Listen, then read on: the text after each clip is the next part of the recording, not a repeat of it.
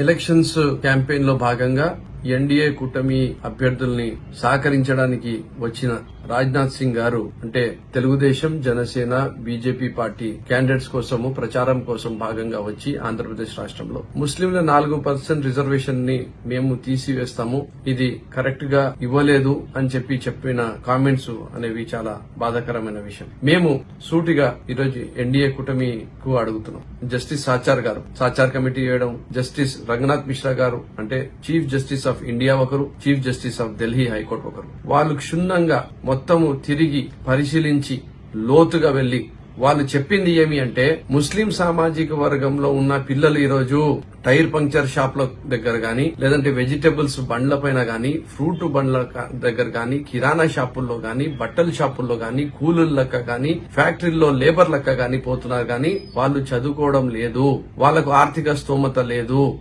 Highest drop out ratio వాళ్ళకే ఎక్కువ ఉంది స్కూల్స్ లో. ఒకవేళ ఆ పేదరికానికి ఎట్లో ఒకటి నెగ్గుకుంటూ డిగ్రీ కాలేజ్ వరకు కూడా పోతే డిగ్రీలో కూడా చదువుకోలేని పరిస్థితుల్లో డ్రాప్ అవుట్ అవుతున్నారు.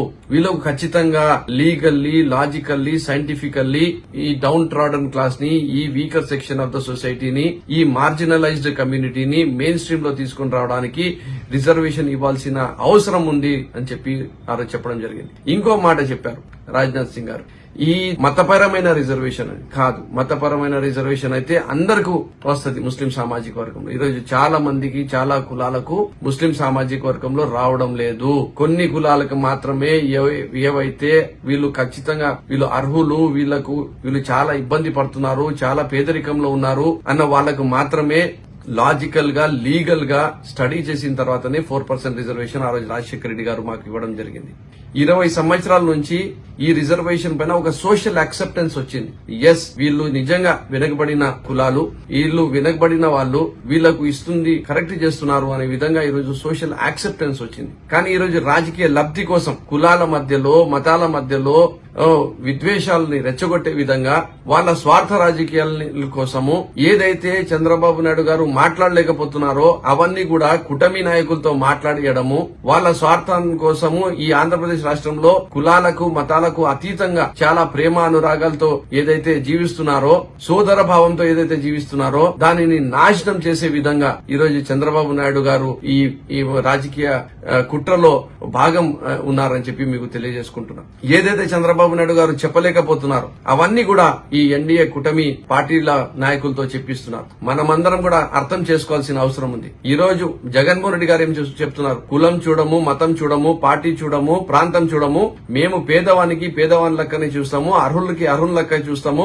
వాళ్ళందరూ బాగుండాలా, వాళ్ళందరూ మంచిగా చదువుకోవాలా, ఆరోగ్యపరంగా బలంగా ఉండాలా, వాళ్ళకు మంచి ఉద్యోగాలు రావాలా, వాళ్ళు బాగుపడాలా, మహిళా సాధికారత తీసుకుని రావాలా అని చెప్పి champions of poor and down trodden and weaker sections of the society Jaganmohan Reddy గారు ఉంటే, వీళ్లు మాత్రము కులాల వారిగా, మతాల వారిగా విపక్షాన్ని గురి చేసే విధంగా, విద్వేషాల్ని రెచ్చగొట్టే విధంగా ఈరోజు మాట్లాడడం అనేది చాలా బాధాకరమైన విషయము. ఏమైనా ఎన్డీఏ కూటమి మాట్లాడాల్సింది ఉంటే 4% రిజర్వేషన్ గురించి కాదు, మీరు మాట్లాడాల్సింది రీఆర్గనైజేషన్ యాక్ట్ లో ఈరోజు ఆంధ్ర తెలంగాణ విడిపోయిన తర్వాత మా హక్కుల్ని మీరు ఎలా ఇప్పిస్తారు, పెండింగ్ లో ఉండేవి అన్ని సమస్యల్ని మీరు ఎలా పరిష్కరిస్తారు, మాకు స్పెషల్ స్టేటస్ ఎప్పుడు ఇస్తారు, ఎలా ఇస్తారు, ఏ విధంగా లోటు బడ్జెట్ లో ఉన్న రాష్ట్రాన్ని మీరు ఆదుకుంటారు, ఈ కొత్త రాష్ట్రానికి ఎదిగే విధంగా మీరు ఎలా సహకరిస్తారు అని చెప్పి మాట్లాడాల్సింది పోయి ఈరోజు కులాలపైన, మతాలపైన ఈరోజు విద్వేషం రెచ్చగొట్టి వీళ్ళు ఓట్లు చేసుకోవాలని చెప్పి ఆలోచిస్తున్న వాళ్ళకి ఖచ్చితంగా రాబోయే రోజుల్లో ఈ వీకర్ సెక్షన్స్ అందరూ కూడా కలిసికట్టుగా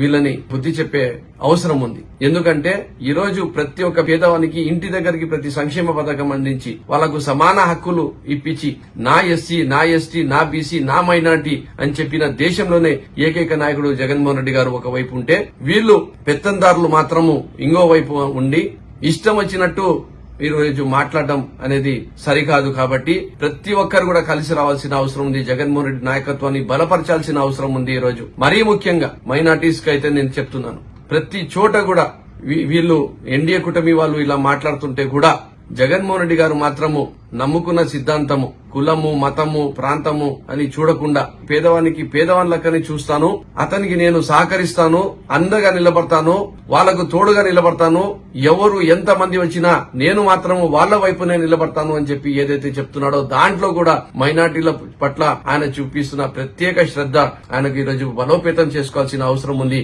ఇలాంటి ఎన్డీఏ కూటమి అభ్యర్థుల్ని ఈ రాజకీయ సమాధి కట్టాల్సిన అవసరం కూడా ఉంది అని చెప్పి మీ ద్వారా తెలియజేసుకుంటున్నా. తెలుగుదేశం పార్టీ మైనార్టీలపైన కపట ప్రేమ చూపిస్తూ ఒక ముసుగులో ఏదైతే రాజకీయం చేస్తుందో ఈరోజు ఆ ముసుగు కూడా ఎన్డీఏ నాయకుల ద్వారా తీసేసి మరి ఓపెన్ గా ఈరోజు మైనార్టీలకు విపక్షకు గురి అయ్యే విధంగా, వాళ్లకు భయభ్రాంతులకు గురి చేసే విధంగా, వాళ్లకు ఇబ్బంది పెట్టే విధంగా, వాళ్లకు ఈరోజు అభద్రతా భావం కలిగే విధంగా చేస్తున్నది ప్రతి ఒక్కరు కూడా గమనించాల్సిన అవసరం ఉంది. వాళ్లకు బుద్ధి చెప్పాల్సిన అవసరం కూడా ఉంది. ఇదే తెలుగుదేశం పార్టీ వాళ్ళు ప్రభుత్వంలో ఉన్నప్పుడు ఒక ఎమ్మెల్యే ఎమ్మెల్సీ మంత్రి పదవి ఇవ్వకుండా రాజకీయంగా అణచివేశారు.